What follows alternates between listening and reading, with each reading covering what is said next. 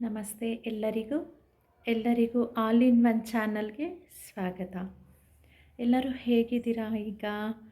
ಈಗ ತುಂಬ ಮಳೆ ಬರ್ತಿದೆ ಹಾಗೂ ತುಂಬ ಚಳಿ ಇದೆ. ಚಳಿಗಾಲ ಆಗಲೇ ಶುರುವಾಗೋಗಿದೆ.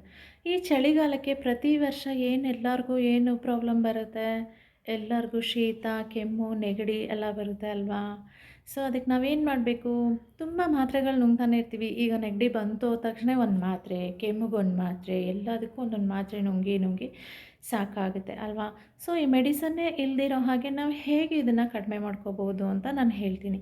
ನೀವು ಒಂದು ಮುದ್ರೆನ ಯೂಸ್ ಮಾಡಿದರೆ, ನಾನು ಹೇಳ್ಕೊಡೋ ಈ ಮುದ್ರೆನ ನೀವು ಉಪಯೋಗ ಮಾಡಿದ್ರೆ ಖಂಡಿತ ನಿಮಗೆ ನೆಗಡಿ, ಶೀತ, ಕೆಮ್ಮು ಎಲ್ಲ ಕಡಿಮೆ ಆಗುತ್ತೆ.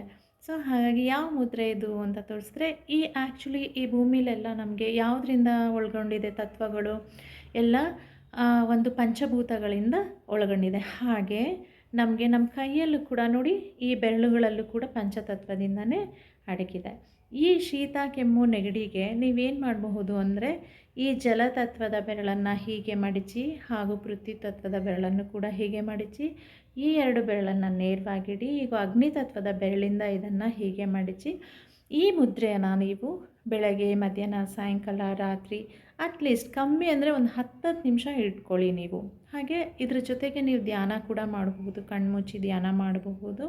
ಇದನ್ನು ನೀವು ಮಾಡ್ತಾ ಬಂದರೆ ನಿಮಗೆ ಕೆಮ್ಮು, ಶೀತ, ನೆಗಡಿ ಎಲ್ಲ ಕಮ್ಮಿಯಾಗಿ ಉಷ್ಣತೆ ಸ್ವಲ್ಪ ಹೆಚ್ಚಿಗೆ ಆಗುತ್ತೆ. ಹಾಗಾಗಿ ಇದರಿಂದ ನೀವು ಕೆಮ್ಮು, ನೆಗಡಿ, ಶೀತದಿಂದ ಹೊರಗಡೆ ಬರ್ಬೋದು. ಇದಾದ ನಂತರ ಇನ್ನೂ ಏನು ಮಾಡ್ಕೋಬಹುದು ಅಂದರೆ, ನೋಡಿ ಈ ಜಾಗ ಇದೆಯಲ್ಲ, ಇದು ನಿಮ್ಮ ಒಂದು ಲಂಗ್ಸ್ನ ರೆಪ್ರೆಸೆಂಟ್ ಮಾಡುತ್ತೆ. ಸೊ ಈ ಜಾಗಕ್ಕೆ ನೀವು ಹೀಗೆ ಪ್ರೆಷರ್ನ ಮಾಡಬಹುದು. ಆಕ್ಯುಪ್ರೆಷರ್ ಪಾಯಿಂಟ್ಸ್ ಇದು. ಸೊ ಇದನ್ನು ನೀವು ಹೀಗೆ ಪ್ರೆಸ್ ಮಾಡ್ತಾ ಬನ್ನಿ, ಒಂದು 5 ಮಿನಿಟ್ಸ್ ಮಾಡಿ. ಹಾಗೆ ಈ ಭಾಗ ಇದೆ ಹೆಬ್ಬೆರಳಲ್ಲಿ ನೋಡಿ ಕಾಣಿಸ್ತಾ ಇದೆಯಲ್ಲ, ಈ ಭಾಗ ಈ ಗಂಟಲಿನ ರೆಪ್ರೆಸೆಂಟ್ ಮಾಡುತ್ತೆ ಇದು. ಸೊ ಇದನ್ನು ನೀವು ಹೀಗೆ ಪ್ರೆಸ್ ಮಾಡ್ತಾ ಬಂದರೆ ಶೀತ, ಕೆಮ್ಮು, ನೆಗಡಿ ಎಲ್ಲ ಕಮ್ಮಿ ಆಗುತ್ತೆ. Thank you.